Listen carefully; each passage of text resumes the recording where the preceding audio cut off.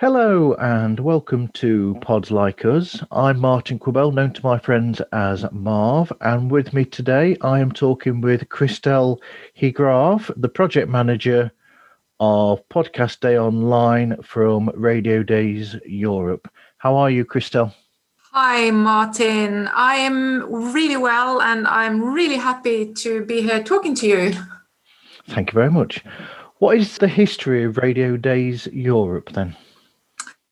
So, Radio Days Europe is a radio conference which started back in 2010 and is an annual event which has put together radio professionals from not just Europe, but from all over the world, really, in a new European city every year. And, the number of attendees has gone up really every year. And so basically it's a place where people can learn about everything from content, from production to marketing, audio, everything to do with radio and audio is the general history of Radio Days Europe. Okay, so is Podcast Day Online, is that a similar thing but for podcasting specifically? Yeah, so Podcast Day is a satellite event of Radio Days Europe, obviously because we saw that there was a growing market for podcasts, and it will be the fourth time this year.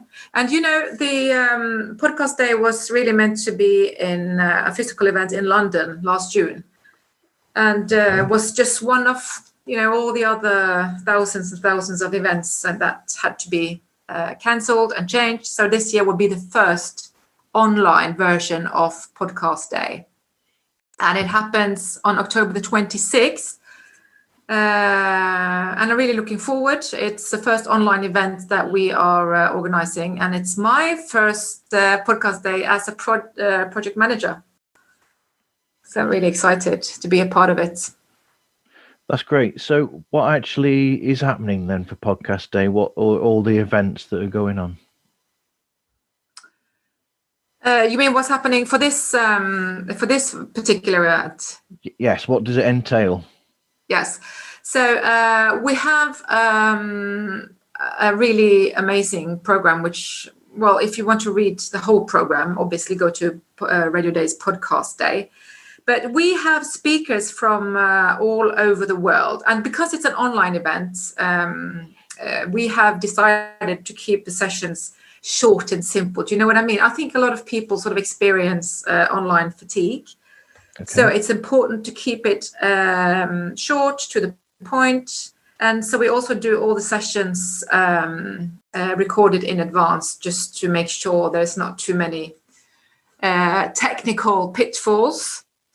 And, well, really, the program is it's a bit for everyone. We have a lot of, content. We have superstars.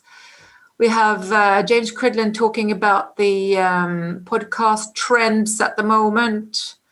And this one session I'm really excited about is the Finnish mega success. It's basically a story about a fictional radio station in hell, and where this guy called Antti Holma, he plays all the characters. And it's been a huge success in Finland, and we don't see anything like it anywhere else. And we have, like winners of the British Podcast Awards. We have winner of the German Podcast Awards. There's just so much, and it's really exciting to present it all. Wow. How were you first yourself introduced to podcast? Well, what can I say? I mean, I've worked with radio since I was very young, about 15. So obviously sort of my whole professional life in radio. And then actually it took some time before I kind of fell in love with podcasts. And I think, as the number of titles has increased, and there's just so much interesting content. It's impossible not to be curious.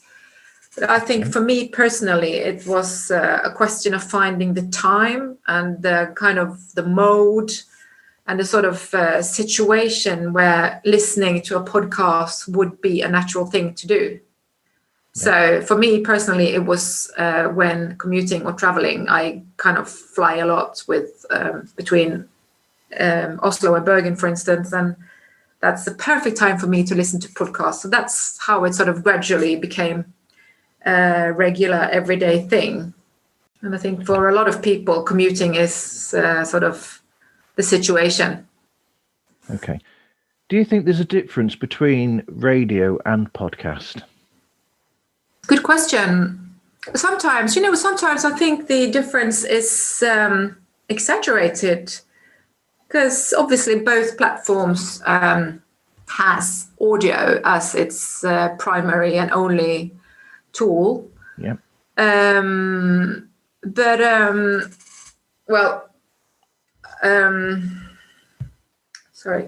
I'm going to have to look at my notes for a little bit. Okay. Yeah. So obviously the distribution is different, and both forms are audio only. But I think the difference is that radio is a lot more volatile. And I know people say that podcasting is more intimate, but I've always thought that radio was very intimate as well. But what we do see is that people, or certainly young people, they don't use their headphones for linear radio. They use their headphones for obviously TikTok and YouTube, but also for podcasting. Yep. So, and I think it's to do with the mode that you're in. I think that you choose radio when you want to update yourself to find out what's happened in the last 24 hours or what's happening today, when you want to be part of something here and now, you choose radio. Whereas podcasts have a shelf life, and podcast is something you make an active decision to listen to, and you normally listen from the beginning to the end. So I think maybe you approach podcasts with a lot more patience and a sort of mode to sort of delve into something a bit deeper than regular linear radio would normally do. Yep. I also think another difference is that unlike programmed radio, with podcast, you can listen to what you want to, and you can pause it and you can come to it and you can listen to it at your own leisure. Whereas a radio show that's preset to a specific time, you've actually got to go into that and got to have that be available at that time to listen to it. Yeah, this is very true. But, with NRK in Norway, and I'm sure it's the same with BBC Sounds. I mean, it gives you the opportunity to pause and to revisit linear programs. Of course, and you've got the iPlayer as well. Yeah. Exactly. And so, I think for a lot of users, a lot of listeners, they don't really distinguish between sort of radio on demand, like linear radio on demand or podcast. I think the concepts are a bit sort of intertwined, because you have this opportunity to actually revisit and go back and pause and also read the metadata. So what song is playing and who's the presenter and so forth. Yeah, in that way, it's almost like radio has caught up with what podcasts have been doing for a long while now. But radio's almost joined and they've merged together then. Yeah, absolutely. But obviously there's a difference between, not all stations have this fantastic tool, which is the iPlayer, and won't have their programs available on demand. Okay. What about your own podcast listening? What do you listen to yourself when you do get the chance to? I do. I like I'm really into storytelling with the high production value. I love it when there's like music and sound effects that really drag me into the universe. I can get really, really lost in those kind of productions. For instance, I really, really love this. I don't know if you've heard about Third Ear. I've heard about it, but not listened to it. Yeah, it's a Danish podcast production company, and it's run by this guy called Tim Hinman, and he's English. Okay. And he's got with him a guy called Chris Molson. And their last production called Nobody's Own has also been versioned into English, which I really recommend you to listen to. The Nobody's Own. It's a co-production with the Irish broadcaster. Okay. So I really like that. I'm into true crime. But I think there's been some really rough periods for a lot of us this last year, and I've noticed that this sort of self-help segment has grown quite a bit, and so I have my go-tos for sort of soothing and calming messaging that will just put my head right when I have a shitty day. We all have those. Yeah, don't we all? Absolutely. Do you have one of those or some of those? What, shitty days? Yeah. Well, I assume you have some, but do you have some podcasts to go to for shitty days? Yes, I listen to a lot of pop culture, so I'll listen to something called Real Blend, where they talk about films that are coming out, which obviously they're not talking about very many of them at the moment. Comic Book Nation, that talks about niche, superhero and comic book related things. I listen to all sorts of programs. One that I'm going to listen to soon that you've reminded me of is a radio drama that's done by the son of Jerry Anderson. He's actually doing a serial that's dramatized, and I think it's called First Action Bureau, and that started about 2 weeks ago that I need to catch up on. And they're like little 10-minute episodes with sound effects and real actors that are known in there. So they've really gone professional and gone with the full production on that. So I need to catch up with that. There's so much stuff out there, and I think the problem is really, how do you, as a listener, how do you find the right content? And obviously, as a producer, how do you make your content known? I have this. I follow this Facebook page by this production company called Filt, and they're a Scandinavian production company, and they're really. I really like the stuff that they're doing, but they also have this Facebook page called Filt's Podcast Tips, where people create threads with their podcast listening tips, and then once a month he has like a poll where you vote for your favorite episode of your favorite podcast. And through this page, because I think they're tastemakers, the people running the page and the people who are active on the page.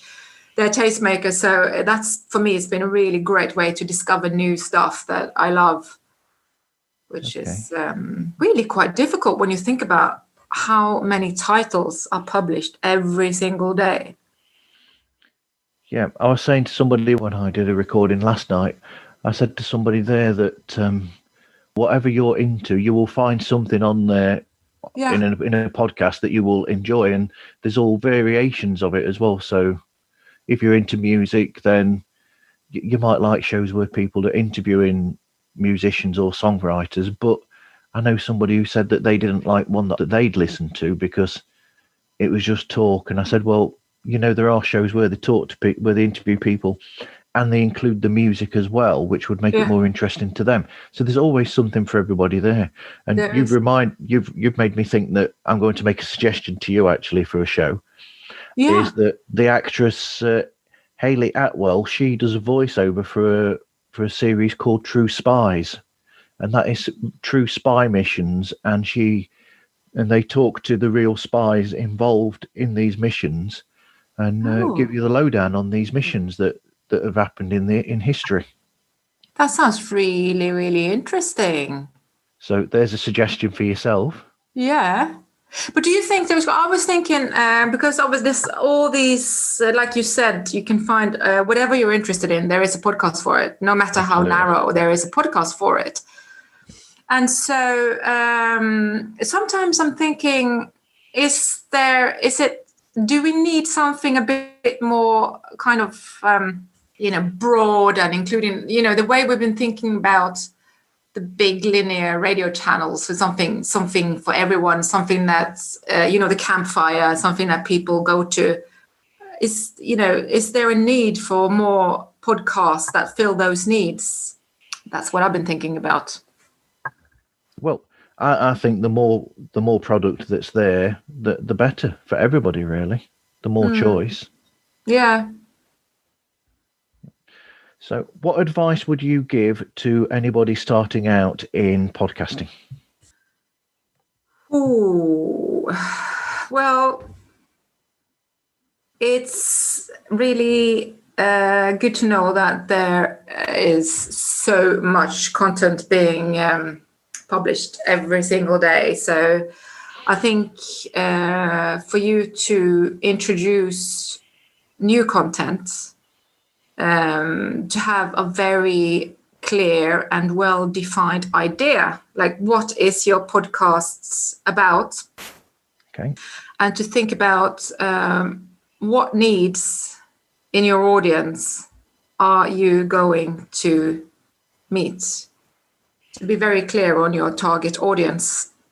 And I think because there is so much out there, you need to be working on, your communication, communicate to the point, and get to the point early on in your episodes. And what other things? I think it's good to reflect thoroughly on what makes your podcast stand out in this crowd.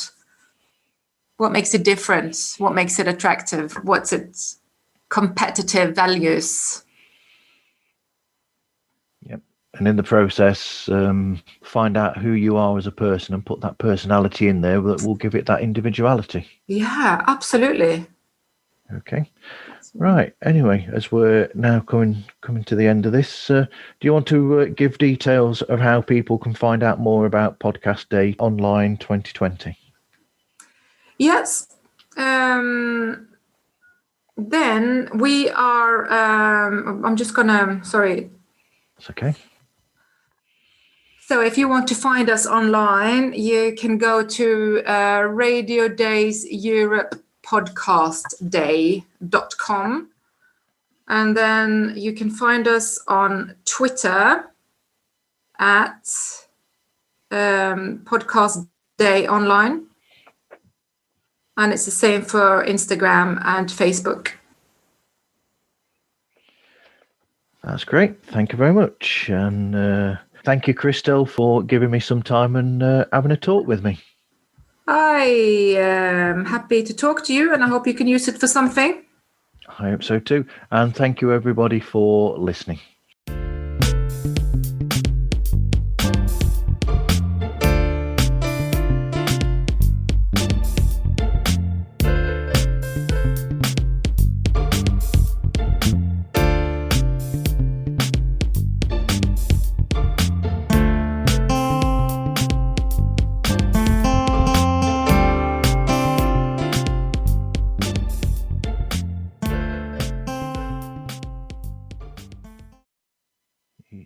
Higraff. Yes, yep. It's I think it's an old Viking name, actually. It's okay.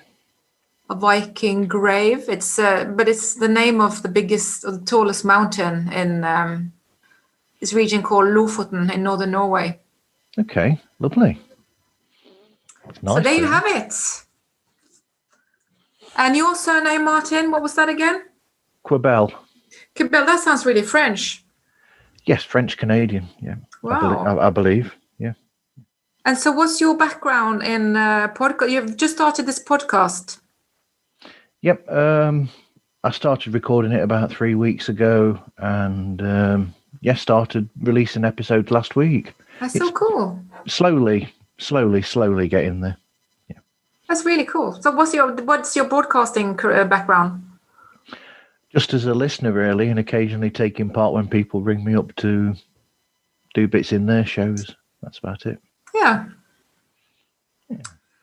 Like that. Nice bit of initiative to start something like that. Thank you, Christel. I'll leave you to carry on with your day, and thank you for this chat. That was great. All right. Thanks, Martin. You take care. Stay safe. Bye. Bye.